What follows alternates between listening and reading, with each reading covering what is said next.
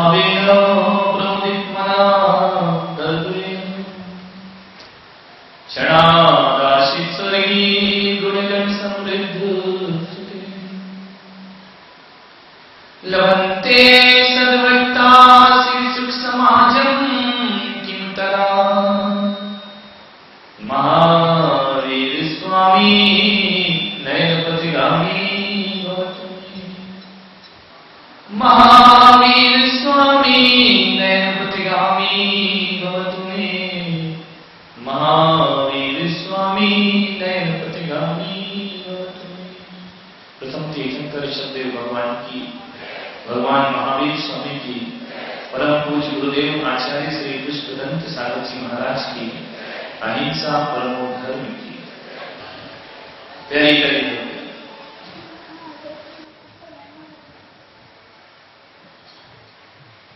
विगत 2 दिनों से एक ही विषय पर प्रवचन हो रहे हैं, वह है मां।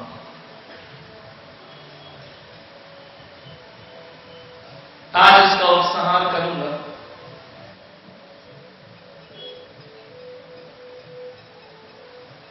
मां ममता का मंदिर है और मां प्रेम का शास्त्र है। स्वर्ग भले ही आसमान पर हो, लेकिन स्वर्ग का सुकून यदि कहीं मिलता है तो मां के चरणों में प्राप्त हुआ करता है।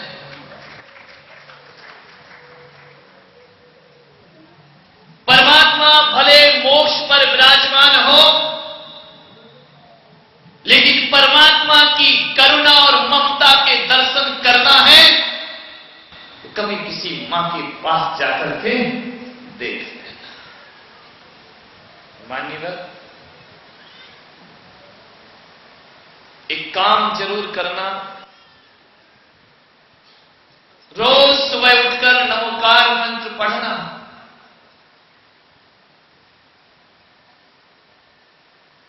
लेकिन एक स्मरण रखना कि रोज सुबह उठकर नमोकार मंत्र तो पढ़ो, लेकिन रोज सुबह उठकर अपने मां के चरणों का स्पर्श जरूर करना, अपने मां के चरणों की धूल अपने माथे पर जरूर लगाना, ताकि ध्यान रखना दिन की शुरुआत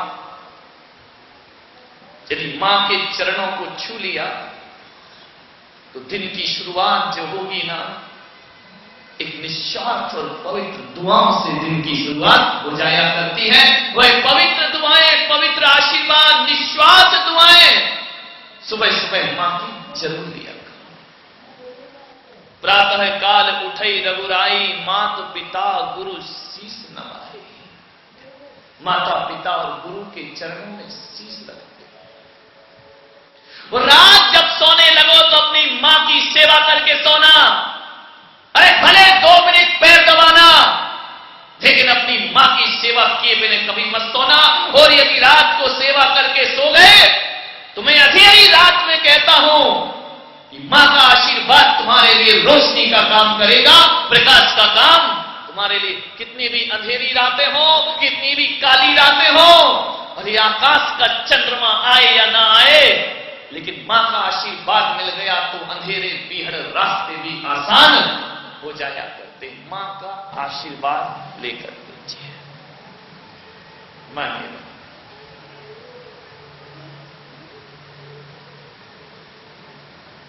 मां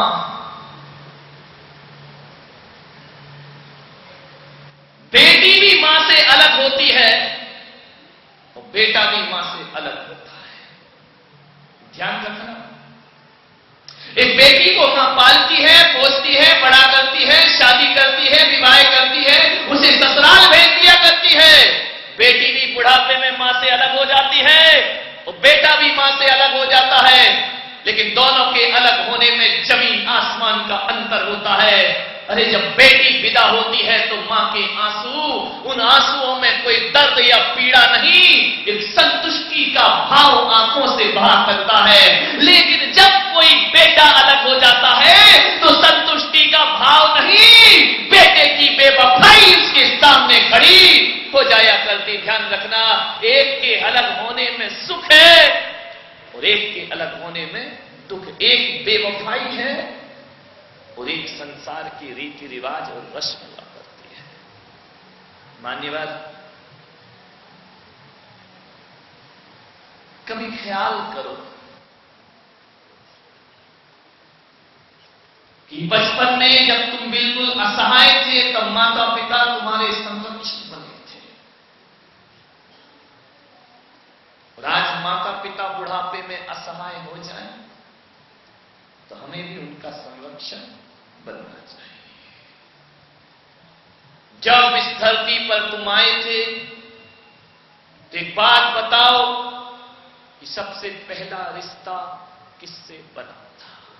आपसे पूछा। पत्नी से तो नहीं बना था, बच्चों से तो नहीं बना था ना, रिश्तेदारों से तो नहीं बना था पहला रिश्ता। अरे रिश्तेदार और पत्नी तो छोड़ो, गुरु से भी पहला रिश्ता नहीं बना था, परमात्मा से भी पहला रिश्ता नहीं बना था। इस धरती पर आए थे तो सबसे पहला यदि रिश्ता बना था तो केवल मां से सबसे पहला रिश्ता बना था। सबसे पहला संबंध, ध्यान रखना, दुनिया के जितने भी रिश्ते हैं मां के रिश्ते से सब छोटे हैं।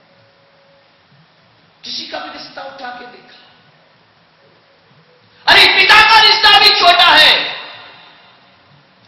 परिवार का रिश्ता भी छोटा है मां के रिश्ते के आगे, क्योंकि सभी रिश्तों में मां का रिश्ता 9 माह बड़ा रिश्ता हुआ करता है। कभी ख्याल करना, हर रिश्ते तो गर्भ से बाहर आने के बाद बनते हैं, लेकिन मां का रिश्ता तो गर्भ से ही बन जाया करता है। इसलिए मैंने कहा कि मां का रिश्ता हर रिश्तों से 9 माह बड़ा हुआ करता है, उससे बड़ा कोई रिश्ता नहीं हुआ करता है। लेकिन दुख तो इस बात का होता है कि आदमी जब इस धरती पर आता है तो सबसे पहला रिश्ता मां से बनाता है। और एक बात और बताइए, जिससे सबसे पहला रिश्ता बना है, तुम दुनिया में सबसे पहले रिश्ता किससे तोड़ते हो?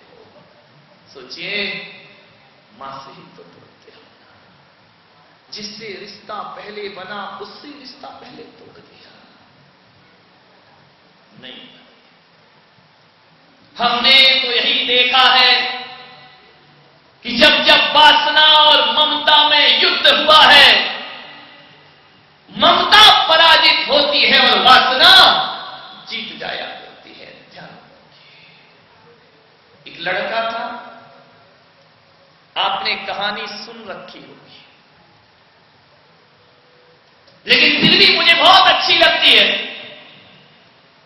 इस पांडाल में कोई नहीं होगा जिसने एक कहानी न सुनी हो। एक लड़का था, मां ने गरीबी में पाला पोसा बड़ा किया, बड़े अरमान लेकर जी मां की बेटा बड़ा होगा तो मुझे बड़ा सुख शांति सुकून मिलेगा।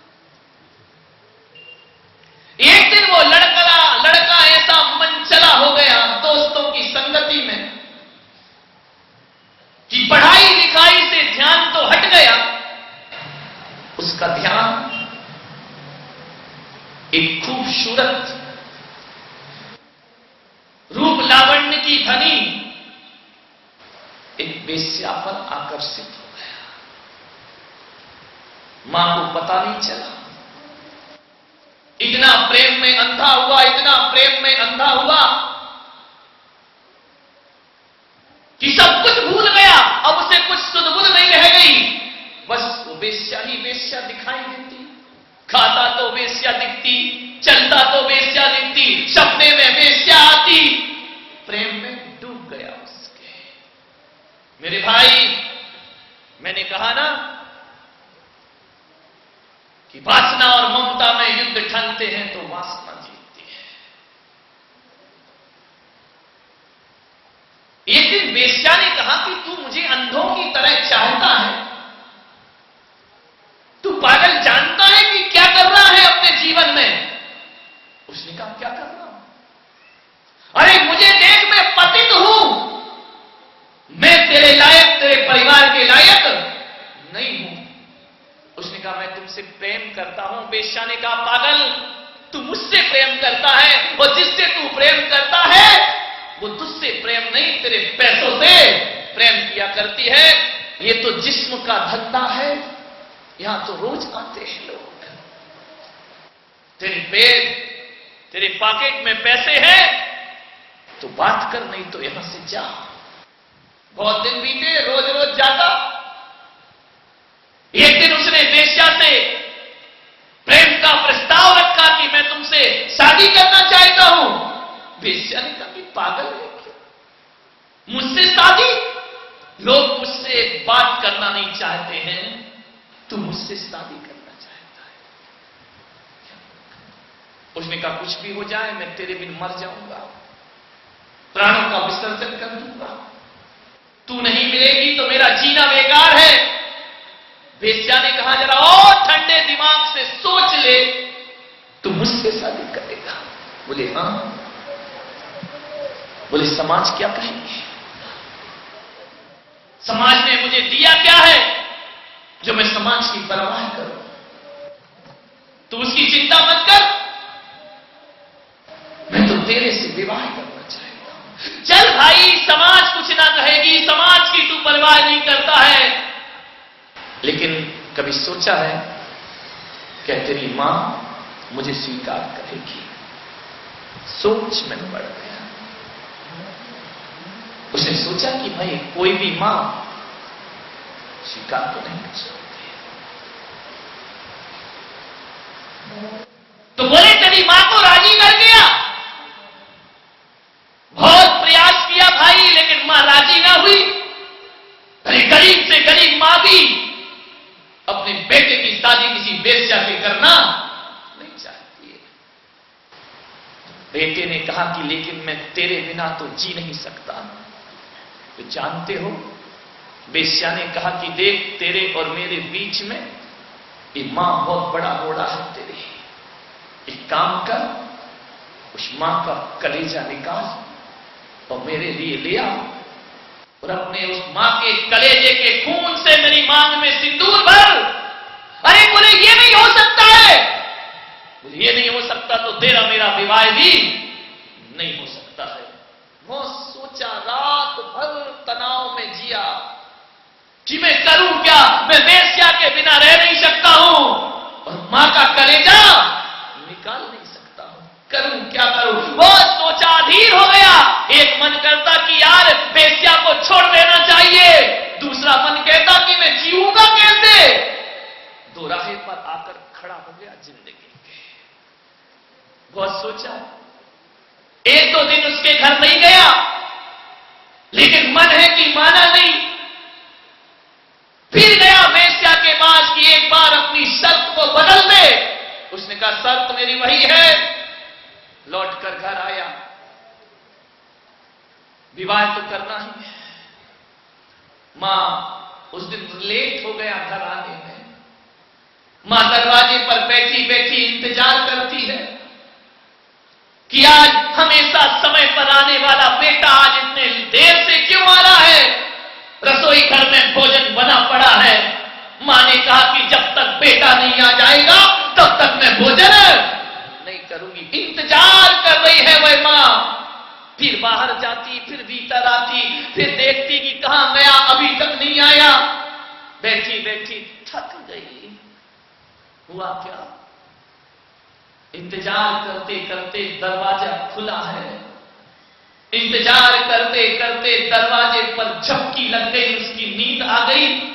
और जैसे ही नींद आई वैसे ही बेटा आ गया और उसने देखा कि जागती मां का कलेजा तो नहीं निकाल पाऊंगा, लेकिन मां सो रही है, अभी मौका अच्छा है।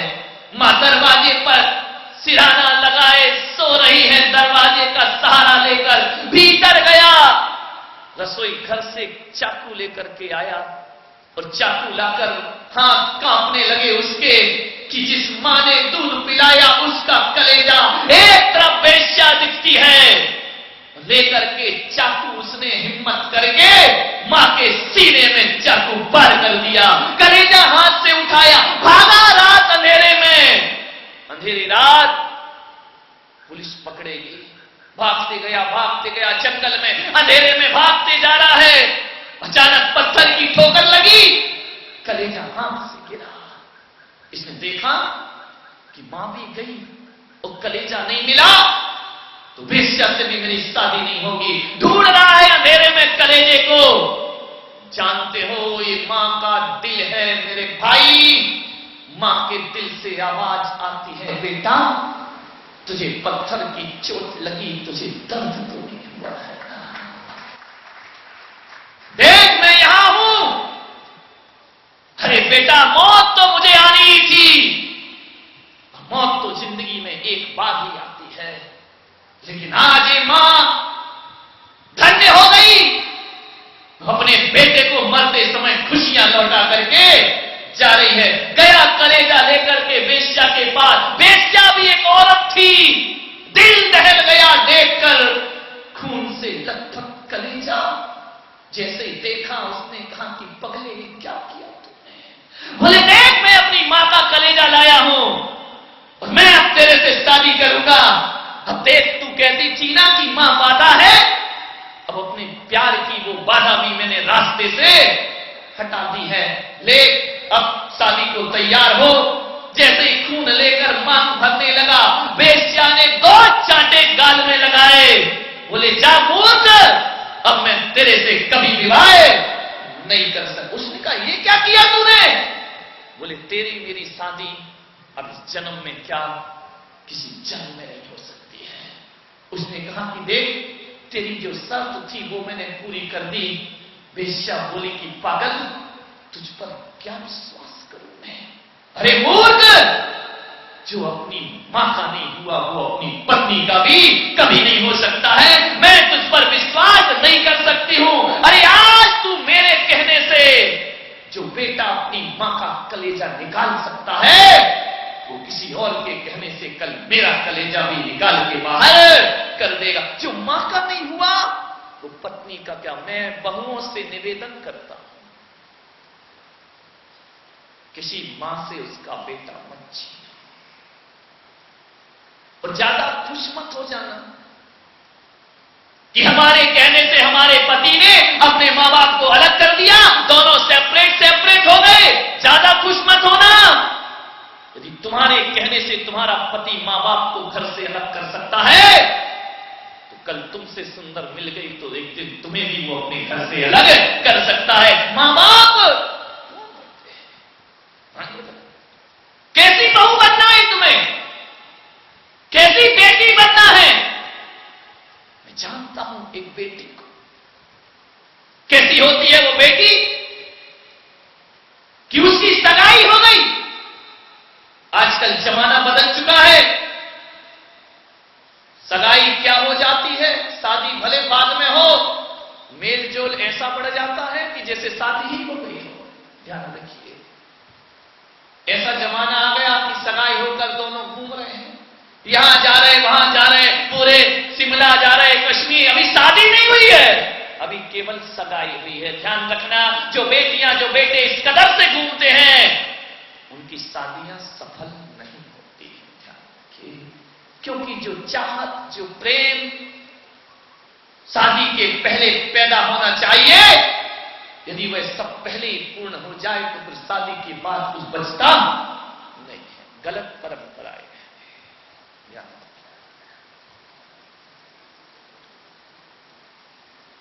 उस लड़की की सगाई हो गई, वो लड़की रोज अपनी ससुराल में जाने लगी। लड़की की मां ने कहा कि भाई बेटा आज के जमाने में मैं कुछ कह तो नहीं सकती, तुम लोग का मेल जोल जो बढ़ रहा है, ऐसा करो बेटी जब तक शादी नहीं हुई है ना, यदि तुम दोनों को मिलना है तो किसी टॉकीज में मिल लो, किसी मॉल में मिल लो, किसी गार्डन में मिल लो, लेकिन बिन ब्याही बार बार इस घर में आना शोभा नहीं देता है। जानते उस लड़की ने क्या कहा? मां मैं रोज आऊंगी, वो घर पर आकर ही मिलूंगी, ना मैं होटल में मिलूंगी ना टॉकीज में मिलूंगी, मैं घर पर आकर ही मिलूंगी। और जब तक मेरी शादी नहीं होगी तब तक मैं रोज आऊंगी तुम्हारे घर में। उस मां ने कहा कि इस समाज में अच्छी बात नहीं है, बेटी ने कहा कि मां, तुम क्या सोचती हो कि मैं उससे मिलने आती हूं? नहीं, उससे क्या मिलना? जब उससे सगाई हो गई है तो उसके साथ तो जिंदगी गुजरेगी गुजरेगी।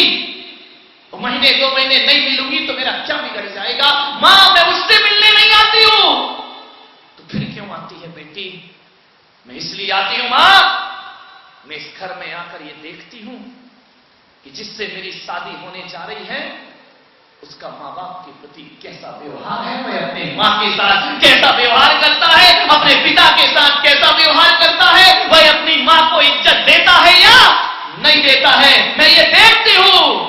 ऐसा इसलिए देखती हूं कि जो लड़का मां बाप को इज्जत नहीं दे सका वो पत्नी को भी इज्जत नहीं दे सकता है। जिसके व्यवहार घर में खराब हो, जो बहन से प्यार से ना बोलता हो, जो तू तड़ाक करके बात करता हो, मां, ये सगाई कल की टूटने वाली आज टूट जाए, लेकिन यदि मैं शादी करूंगी तो ऐसे बेटे से करूंगी जो अपने मां बाप को सम्मान दिया करता हो, मां बाप को पूज्य बनाया करता हो, मां बाप का स्वाभिमान बना करके बात बात पर मां बाप से चिड़चिड़ाता ना हो और मां बाप को उल्टे सीधे जवाब ना देता हो। यदि तुम्हारा बेटा इस योग्य निकला तब तो बारात लेकर मेरे घर आना, और ना निकला तो लड़की आज ही अपना रिश्ता तोड़ती है।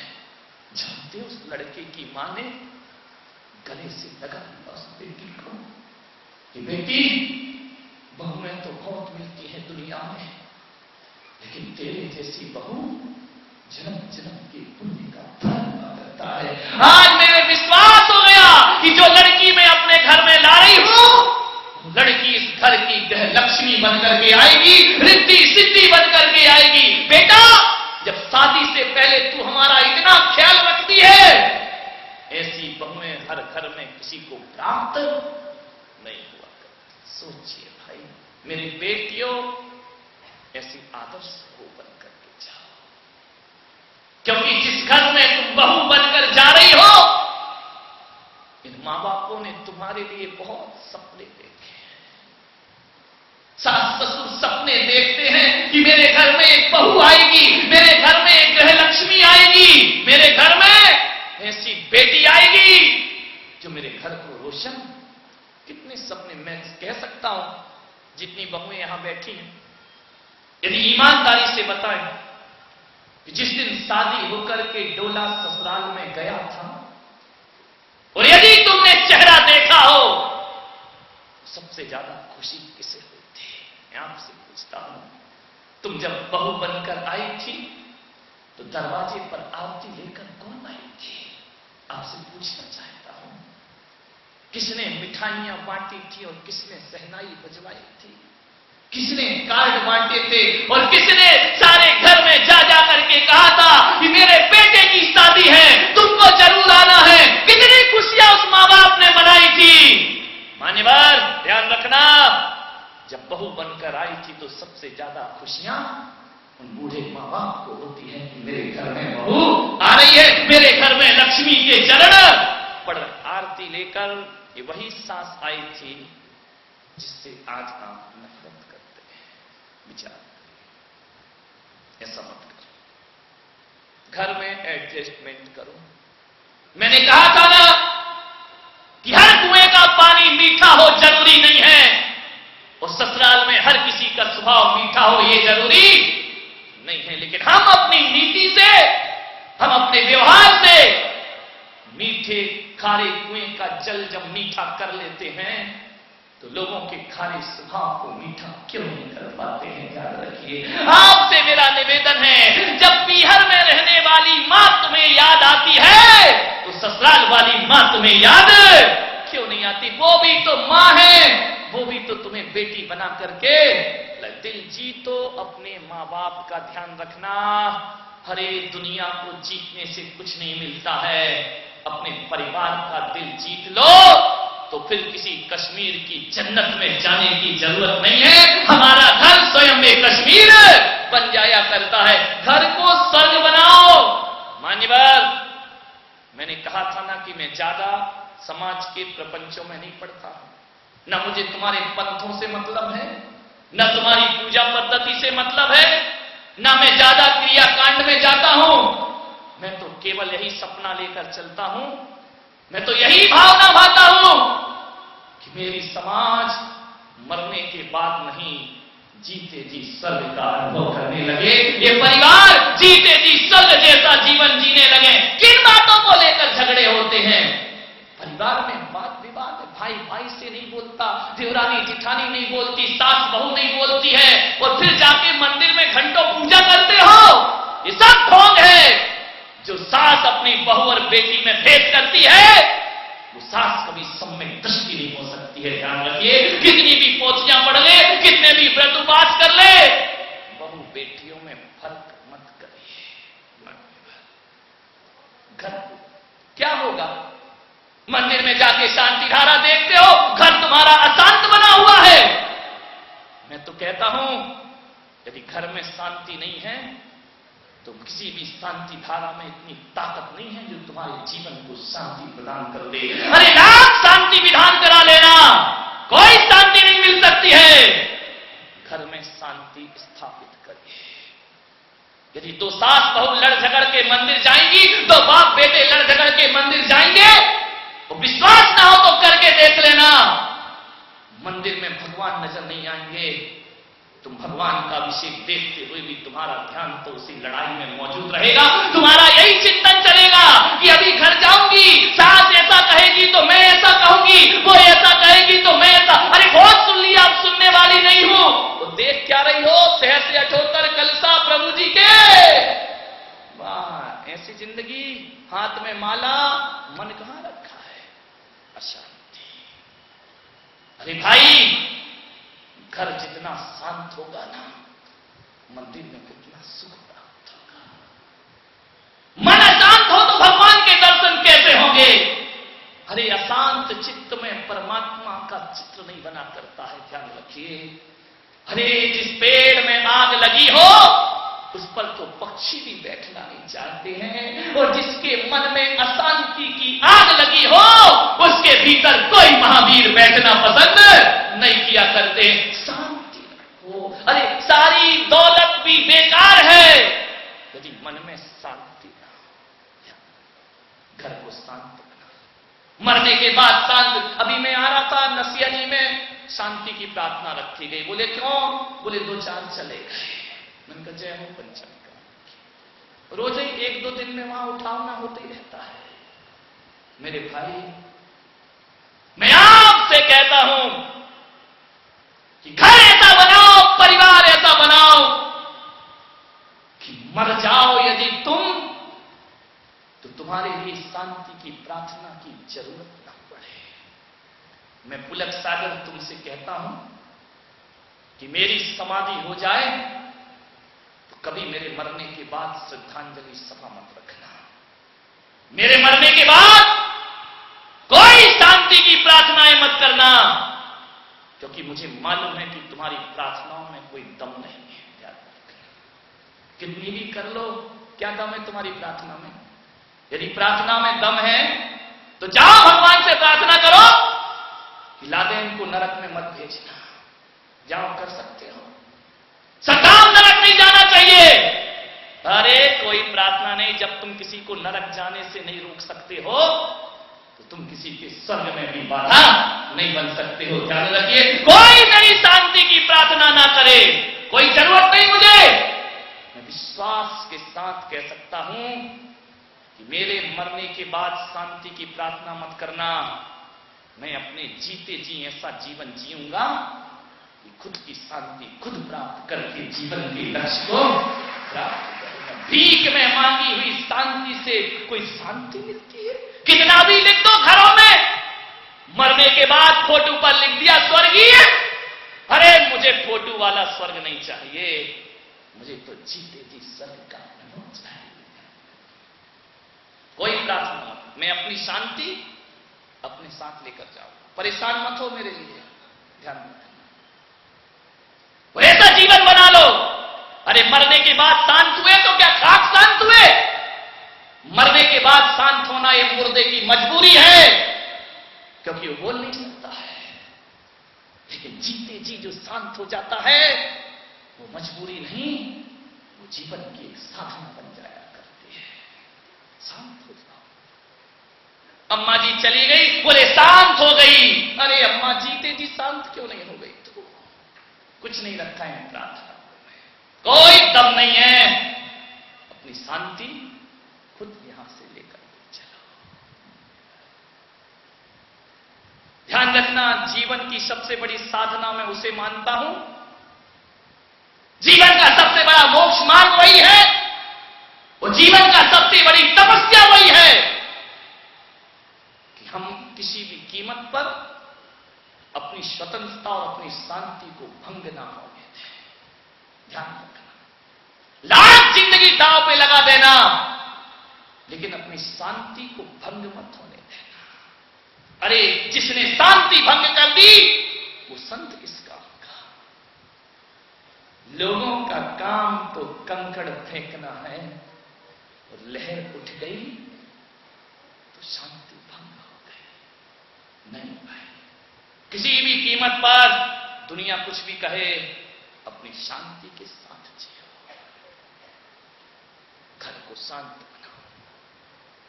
भले करोड़पति अरबपति ना हो पाओ, तुम्हारी तिजोरी में भले रुपयों का धन हो या ना हो, लेकिन तुम्हारे भीतर एक शांति की दौलत जरूर होना चाहिए।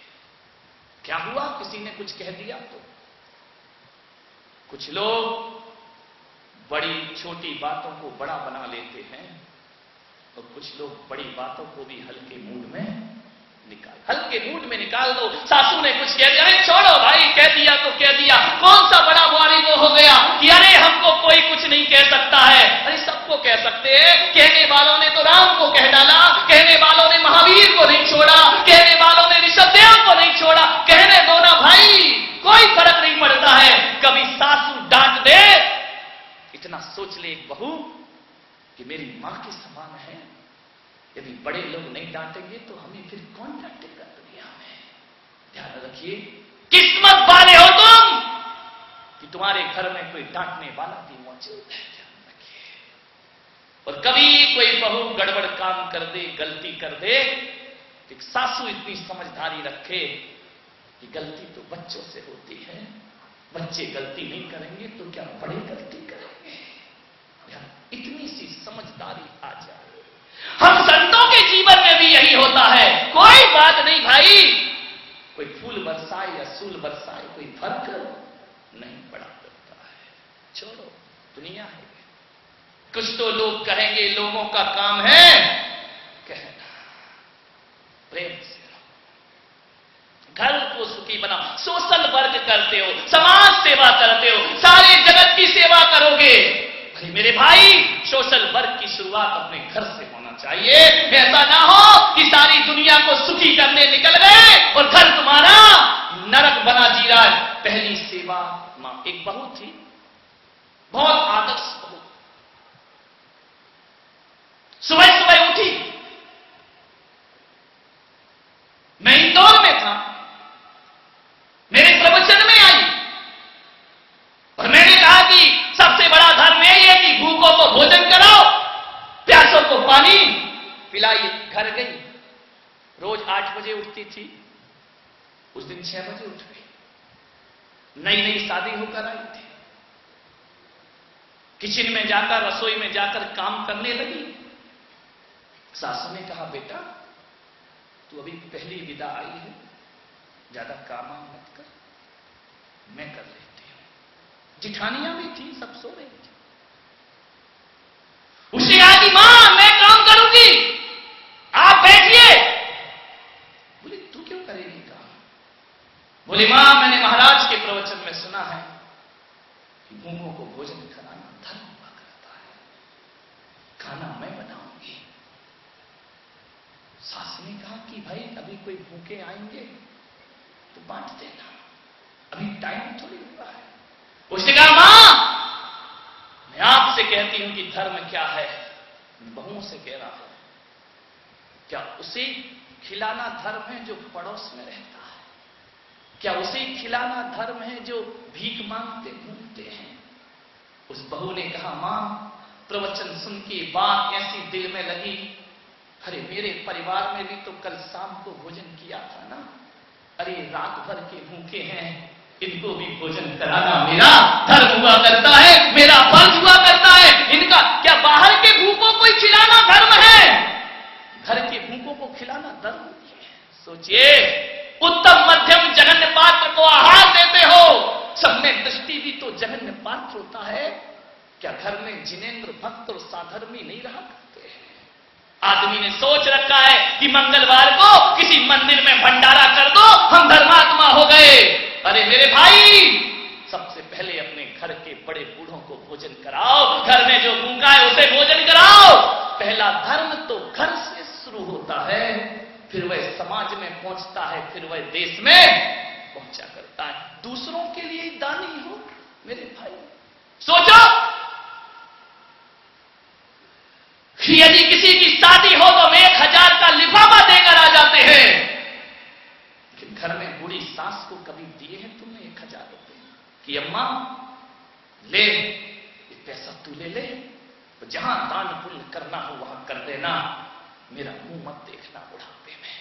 अरे असली बेटा तो मैं उसे कहता हूं जो महीने की कमाई लाकर के पत्नी के हाथ में नहीं, अपनी मां के हाथ में लाकर के रख दिया करता है कि ले मां, ये मैंने महीने का कमाया है। और एक बात ध्यान रखना, अरे वो कमाई पुण्य की कमाई हो जाती है जो मां के हाथ में चली जाया करती है। ध्यान रखिए, अरे पैसा लाओ, बरकत होगी, यदि उस पर मां का हाथ लग गया, ध्यान रखिए, अरे वो घर पाप का घर है।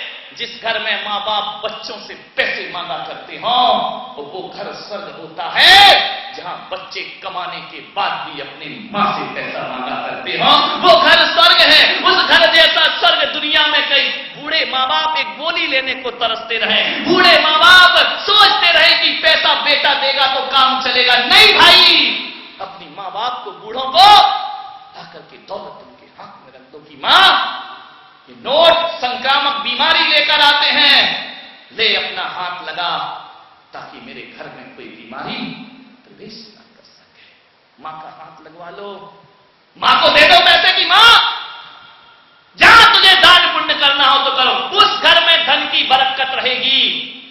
जब पैसा लेकर के आओ, अरे मेरे भाई, एक चौथाई हिस्सा तो मां के नाम से निकालो।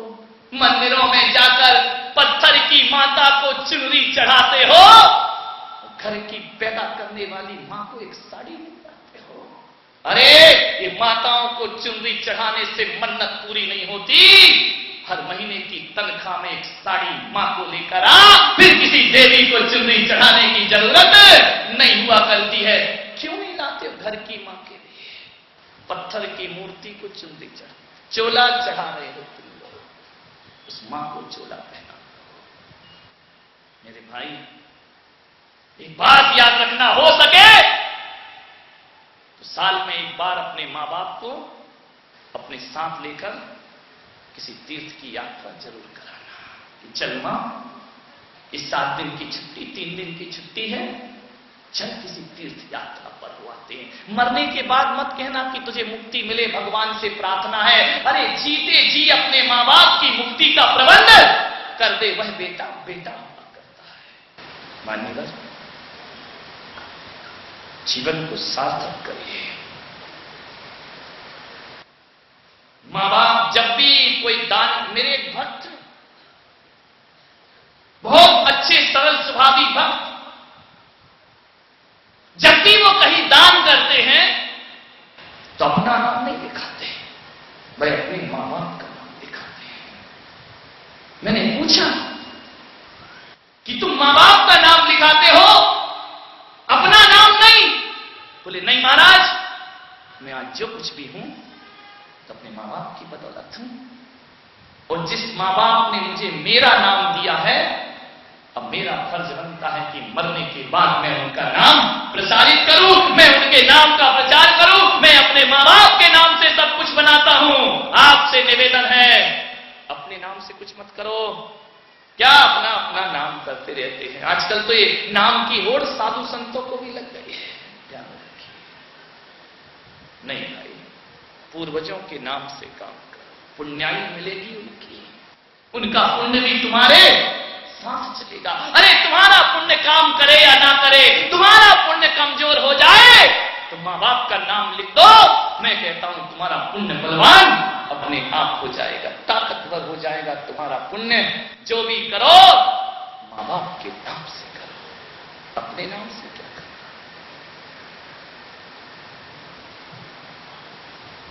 मान्य एक मां मुझे याद आ रही है आज, ऐसी मां जिसने अपने एक बेटे को जन्म दिया। उस मां ने बहुत ख्वाब देखे बच्चे के लिए, पढ़ाया लिखाया योग्य बनाया।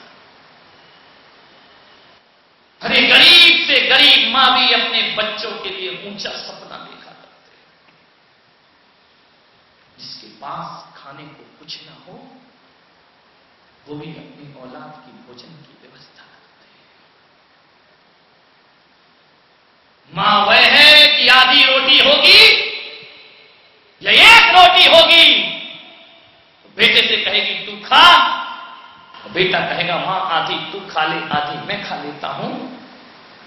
तो मां क्या कहती है मालूम है कि बेटा आज तू ही खा ले, आज मेरा उपवास से मुझे भोजन, जबकि उपवास नहीं है, वो मां की ममता। मुझे मालूम है जब मैं बचपन में शैतानी करता था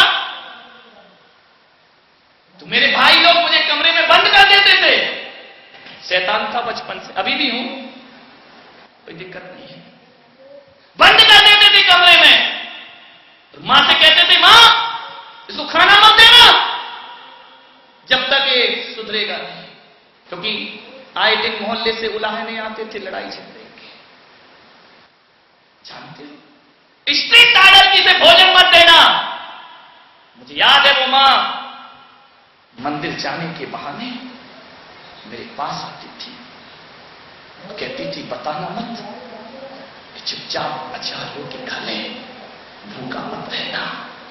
धन्यवाद।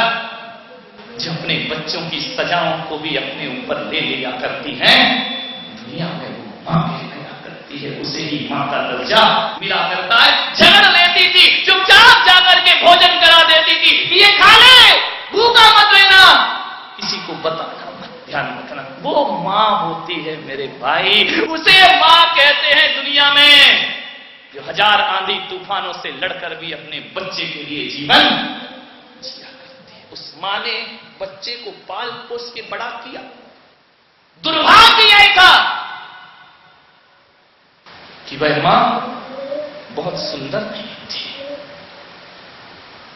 उसकी एक आंख नहीं थी। बच्चा समझदार हुआ, बड़ा हुआ, उसके दोस्त चिढ़ाने लगे इसकी मां कानी है, इसकी मां की एक आंख। लोग उसे अशुभ समझते थे, जिसे सुबह दिख जाए लोग कहते थे आज का काम बिगड़ गया। कानी सुबह से दिख गए, उस बच्चे को चोट लगी, धीरे धीरे बेटे को मां से नफरत हो गई। ज्यों-ज्यों बड़ा हुआ उसने कहा कि मां तू मेरे सामने मत आया कर, काना सा रूप लेकर भगवान तूने मुझे कैसी मां में जन्म दिया है, इससे अच्छा मुझे कोई पेड़ पौधा बना देता। कौन सा पाप किया था जो ऐसी मां मुझे प्राप्त हुई। उसने कहा मां मैं तेरे साथ कभी नहीं रह सकता हूं। मां की ममता थी, बोले जा बेटा तू बाहर जाके शहर में पढ़ने लग। शहर में पढ़ा लिखा बहुत बड़ा आदमी बन गया। मां बोले कि मैं तेरे सामने कभी नहीं आऊंगी बेटा, लेकिन तेरी पढ़ाई की व्यवस्था करते रहूंगी, हर महीने पैसे भेज देती। बहुत बड़ा आदमी बन गया बेटा। एक दिन मां की ममता रो पड़ी कि मैं देखूं तो जाकर लोग बड़ी तारीफ करते हैं, कैसा बड़ा हो गया, कैसी कोठी बना ली, चली गई देखने शहर में। बेटे ने कहा तू फिर आ गई। मैंने कहा था ना कि तू मुझे कभी अपना चेहरा मत दिखाना। झरझर आंसू लुढ़काए आ गई हताश मां गांव में वापिस। सोच रही है कि किन सपनों को लेकर मैंने इस औलाद को पाला था, लौट गएगा। कुछ दिन बाद पता पड़ा कि बेटा गांव गया। जब गांव घूमने गया तो उसने सोचा कि चलो घर चलते हैं। जैसे ही घर में पहुंचा, क्या देखता है, घर में एक ताला डला है।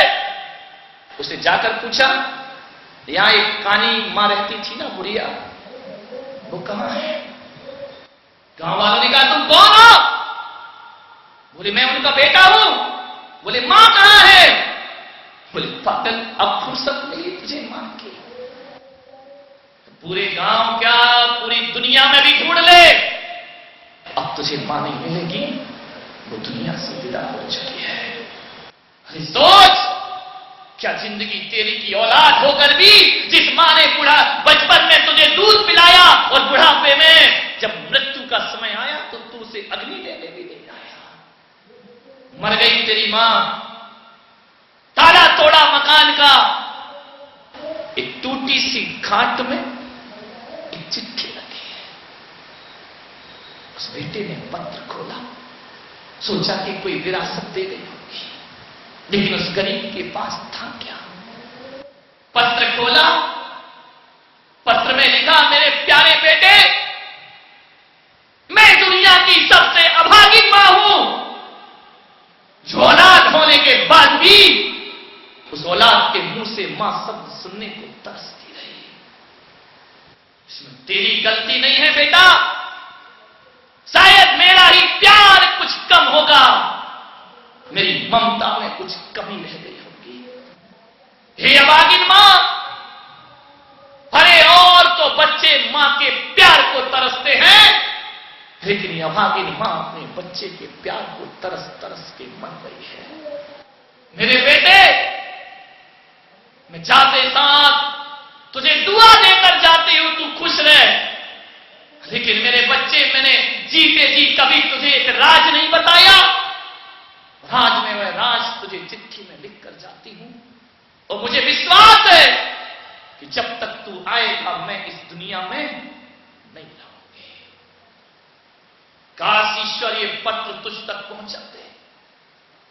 एक राज लिए मर रही हूं मैं, तू मुझसे नफरत करते रहा ना जिंदगी भर। तू कहता रहा कि कैसी बदसूरत मां है, काली मां कहकर के मेरा अपमान, और जब जब तूने मुझे काली कहा है तब तक सीना छलनी हो गया ये शब्द सुनकर मेरा।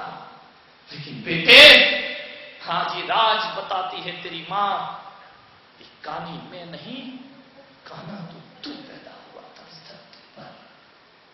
और जब तू पैदा हुआ था तो इस मां ने सोचा था कि मेरे बेटे को लोग काना ना कहे, मेरा बेटा दुनिया में काना ना कहलाए।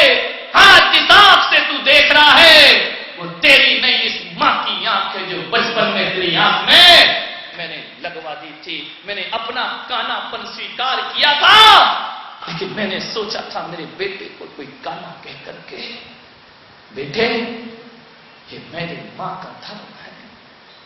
हाँ, तेरी आंख में यदि रोशनी है, इस मां की आंख की वजह से रोशनी है। लेकिन मेरे बच्चे, ये चिट्ठी पढ़ लेना, लेकिन किसी को बताना मत बेटा, नहीं तो लोग मां की ममता पर विश्वास करना छोड़ देंगे। जो देख रहा है वो मेरी आंख है। फूट फूट करके रोया बेटा कि मां इसी के लिए है। मां ये होती है मां जो जीवन भर गालियां खाती रही, जो जीवन भर मेरे से अपमानित होती रही। आज मैं देख रहा हूं कि मैं काना पैदा हुआ था, मां नहीं। मां के उपकारों को कौन भूल सकता है? मां बाप के एहसान हमारी जिंदगी में इतने हैं कि यदि चमड़ी की जूतियां भी बनाकर 10 जन्म पहनाओ तो भी मां बाप के एहसानों से कोई मुक्त नहीं हो सकता है। इतने उपकार एक मां हम पर करती है। आज बहुत दुख है मुझे इस बात का कि आज इस समाज के बीच मुझे कहना पड़ रहा है कि चींटी की रक्षा करने वाली ये समाज, पानी छान कर पीने वाली समाज, अपने घर में मां बाप की इज्जत नहीं कर पा रही है। आज के मन चले नौजवान लड़के मां बाप की कीमत नहीं समझते। मान्यवर, एक घर में मेरा आहार हो गया, बच्चे बाहर गए थे, बूढ़ी मां ने आहार करा दिया मेरा। उस मां को उन बच्चों ने आकर इतना प्रताड़ित किया कि हमारे घर में साधु कैसे आया, तूने आहार क्यों दिए। उस बुढ़िया को धक्के मार के निकाल दिया घर से। मान्यवर, बुढ़िया ने कहा, मां मेरे पास आए कि महाराज झरझर आंसू बह रहे हैं मेरे, मैंने कौन सा अपराध कर दिया एक साधु को आहार देके। बच्चों ने मुझे अपमानित किया, प्रताड़ित किया, और मैं बूढ़ी विधवा, मुझे घर से बाहर निकाल दिया। अब मैं कहां जाऊं महाराज। मैंने कहा, चिंता मत कर, तेरा बेटा तेरा भले ना हो, लेकिन पुलक सागर बेटा बन के तेरी जिंदगी को ठिकाने लगाएगा। ना हो अपने अपने पराये अपने हो जाए। उस मां को मैंने वात्सल्य धाम में रखा। कुछ दिन पहले उसका मरण हुआ। रखा मैंने, वात्सल्य धाम की योजना बनाई। मैं पुष्पगिरी से बिहार करके भोपाल की तरफ जा रहा था। रास्ते में मैंने देखा, जब जंगलों से गुजरा, एक झाड़ियों के बीच एक बच्चा रो रहा है, तड़प रहा है, नवजात शिशु। रोने की आवाज आई। अमरचंद जी अजमेरा भोपाल के, वो आज नहीं है इस दुनिया में, लेकिन मुझे याद है वो दिन। मैंने कहा कि देखो किसकी आवाज है। जाकर के देखा तो एक नवजात शिशु को कुत्ते घसीट रहे हैं। मैंने कहा, ये मानवता है इस देश की। क्या इंसान के बच्चों, कुत्ते के बच्चों को रखते हो, और मां बाप इंसान का बच्चा वहां तड़प रहा। उठाया उन्होंने बच्चे को, ले जाकर भोपाल की मातृ छाया में उसे रखा। पल पुस करके बड़ा हुआ और एक अच्छी फैमिली उसको गोद में लेकर के चली गई। मान्यवर, ये विधवा बेटियां जो असमय में विधवा हो जाती हैं, हम कर क्या रहे हैं समाज में। बातें बड़ी बड़ी करते हैं, सिद्धांत की बातें बहुत बड़ी बड़ी करते हैं, मंदिरों में बैठकर तत्व की चर्चाएं कर लिया करते हैं, लेकिन ये समाज अपनी समाज के लिए क्या कर रही है, सोचिए। मैंने उस दिन अपने गुरु से कहा कि महाराज, मैं अपने जीवन में मंदिर पे ज्यादा ध्यान नहीं, बहुत बन गए बड़े बड़े मंदिर, करोड़ों का दान कर देते हो मंदिरों में, लाखों रुपए की मूर्ति रख देते हो। और जो आदमी लाखों रुपए की मूर्ति रखता है, उससे पूछना कि साल में कितनी बार मंदिर जाता है। विचार करिए, आप दर्शन नहीं करता, पूजा नहीं करता। उनका मुझे आशीष दें कि मैं अपनी प्रेरणा से, अपने भक्तों से इस समाज में गरीबी रेखा के नीचे जीने वालों के लिए कैसे वात्सल्य के धाम का सृजन करूंगा। अरे भगवान के नहीं, लेकिन जीते जागते इंसान के मंदिर बना करके खड़ा कर दूंगा। सोचो मेरे भाई, जब इस समाज के लोग ही निर्धन और अभाव में जिएंगे, और जब कोई पूजने वाला ही नहीं बचेगा, तो मंदिरों की पूजा कौन करेगा फिर। एक एक गली में आज जबरी बाजार देखो, आज शहरों में जाकर देखो, 4 गली में 4 मंदिर खड़े हैं। क्या जरूरत है इतने मंदिरों की। आज जितने मंदिरों में मूर्तियां हैं ना, उतने अभिषेक करने वाले वहां दिखाई नहीं देते। सब अहंकार के मंदिर खड़े हुए हैं। क्या करना है, कुछ करे समाज, कुछ दायित्व है तुम्हारे ऊपर इस समाज के निर्माण का, इस समाज की सुरक्षा का। आज मेरे से पूछो, मैं 70 बच्चों को, जैन समाज के बुंदेलखंड के 70 बच्चे जो गरीबी रेखा के नीचे हैं, जो बच्चे पढ़ लिख नहीं पाते हैं, उनकी पढ़ाई नहीं हो पाती है, जब मैंने देखा, मेरे साथ एक बहन है, उसका बच्चा बहुत गरीब है, वो समाज की रोटियां बना करके आजीविका चलाती है। जरा ध्यान दो, धनपतियों से मेरा निवेदन है, अपने कोठियों से बाहर निकलो, जरा देखो। हम पैदल चलते हैं सड़कों पर, हमारे सामने लोग आते हैं, तुम्हारा क्या है, तुम तो चमचमाती कार लेकर घूमते हो, नीचे वाले तो तुम्हें कीड़े मकोड़े नजर आते हैं। देखा मैंने। वो है बहन मेरे पास, मैं आपसे मिलवा सकता हूं, जिसका बेटा पैसे के अभाव में पढ़ नहीं पा रहा था, लिख नहीं पा रहा था, जगह जगह संघों में जाती, रोटी बनाती। मैंने कहा बहन मैं तेरे बच्चे को गोद लेता हूं, ला मेरे बादशाह धाम में दे। उसने दिया।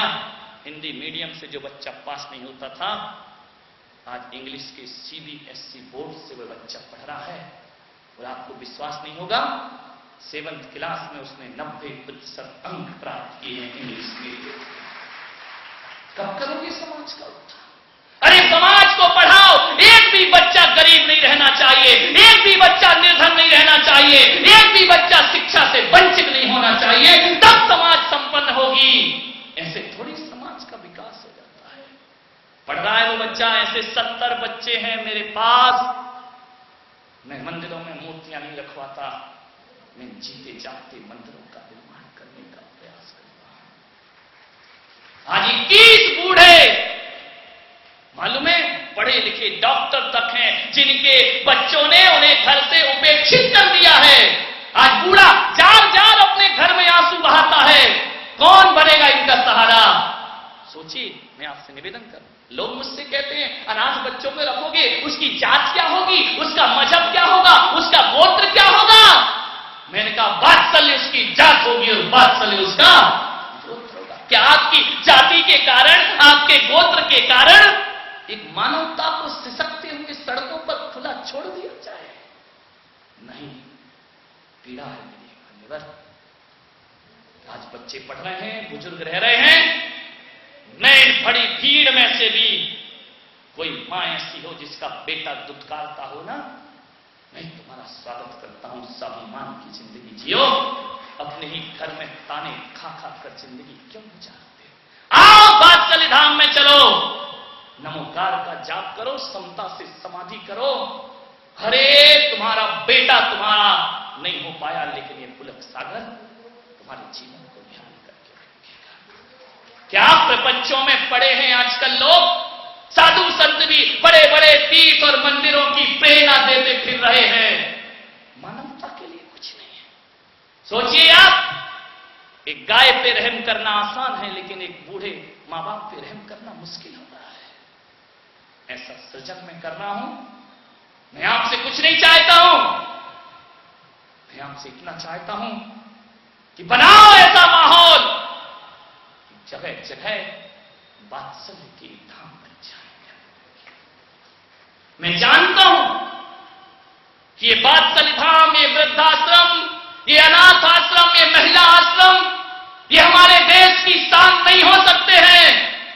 दिल्ली का लाल किला हमारी शान है, कुतुब मीनार हमारी शान है, और एलोरा की गुफाएं हमारी शान बन सकती हैं, सम्मेश शिखर हमारी शान बन सकता है, गिरनार वैष्णो देवी हमारी शान बन सकते हैं। लेकिन मैं कहता हूं वृद्धाश्रम कभी भी इस देश की शान नहीं बन सकते हैं। ये भारत की संस्कृति के गाल पर मारा हुआ एक करारा तमाचा हुआ करता है। मान्यवर, 3 दिन से मैं आपको प्रेरित कर रहा हूं, अरे ऐसा माहौल बना दो अपने घरों में, अपने बूढ़े मां बाप को इतना सम्मान, इतनी इज्जत दो कि फिर किसी पुलक सागर को कोई वात्सल्य धाम बनाने की जरूरत न पड़े। मैं तो समाज का उत्थान तब मानूंगा कि जो भी वृद्धाश्रम में बूढ़े पड़े हैं, जाओ वृद्धाश्रमों को खाली कर दो, वात्सल्य धाम को खाली कर दीजिए। मेरा उद्देश्य ये नहीं है कि मैंने वात्सल्य धाम की प्रेरणा दे दी है तो तुम अपने बूढ़ों को सीधा रास्ता दिखा दो, जाओ पुलक सागर तुम्हें बुला रहा है। नहीं भाई, मेरे पास जब मैं देवास में था, एक बेटा आया अपनी मां को लेकर कि महाराज इसे वात्सल्य धाम में रख लो। मैंने कहा शर्म आना चाहिए तुम्हें कि अपनी मां को कहते हो वात्सल्य धाम में रख लो। अरे मैंने कहा जिसने तुझे जन्म दिया है, जिसने तुझे पेट में रखा है, उसे तू घर में नहीं रख सकता है। मान्यवर, आपको विश्वास नहीं होगा, मैंने आधे घंटे उसे समझाया, आंसू गिरे उसके, वो बोला चल मां, आज के बाद तो मरते दम तक हमारे ही घर में रहेंगे। वात्सल्य धाम में 30 जोड़े थे, 21 बचे हैं, 9 जोड़े मैंने घर वापस लौटा दिए। मान्यवर, मेरा काम घर बिखारना नहीं, इनके स्वाभिमान को वापस लौटाना है। आज भी गरीबी रेखा के नीचे हमारी समाज के लोग जी रहे हैं। आओ उनके लिए कुछ करें जीवन में। बहुत बना लिए तीर्थ, बहुत बना लिए मंदिर, बहुत बातें कर ली, जिए और जीने दो की। ऐसी समाज का निर्माण कर जाओ मेरे भाई, ताकि आने वाले समय में ये मंदिर फिर से भर जाएं। इस सूने मंदिरों में फिर से महावीर की जय जयकार गूंजने लगे, फिर से नमोकार का अनहद नाद होने लगे। ऐसा कुछ करो अपने जीवन में। तीन काल 24 रखी जा रही धर तेरे की, पूजने वाला कौन है इनको? कौन इनका अभिषेक करेगा?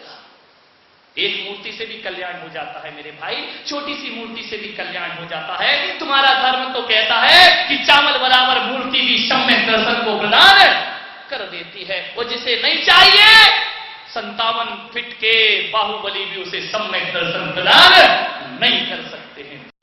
50 लाख साधु संत और 5-6 लाख गांव, अरे एक साधु एक गांव को गोद ले ले तो भारत का उत्थान होने में फिर ज्यादा देर नहीं, कल्याण हो जाएगा पूरे देश का, गरीबी मिट जाएगी, आर्थिक उन्नति हो जाएगी। लेकिन हम कर कुछ नहीं पाते हैं। मान्यवर, आपसे निवेदन है कि मेरे विचार को समझें। जो समझदार हो, जो समझता हो, मेरी ताकत को मजबूत करें। और जो समझ में नहीं आता उनको जो लगे वो करें। मंजिलों पर जाकर दीपक जलाना है मेरा काम, और हवाओं के क्या रुख है हम ये नहीं देखा करते हैं। आंधी तूफान में भी दिए जलाएंगे मानवता के लिए। जिनसेन स्वामी मालूम है 1000 जैन श्रावक खड़े कर दिए थे जिन्होंने समाज के लिए। सोचिए ये काम है, वरना समाज का अस्तित्व कहां से कहां चला गया होता।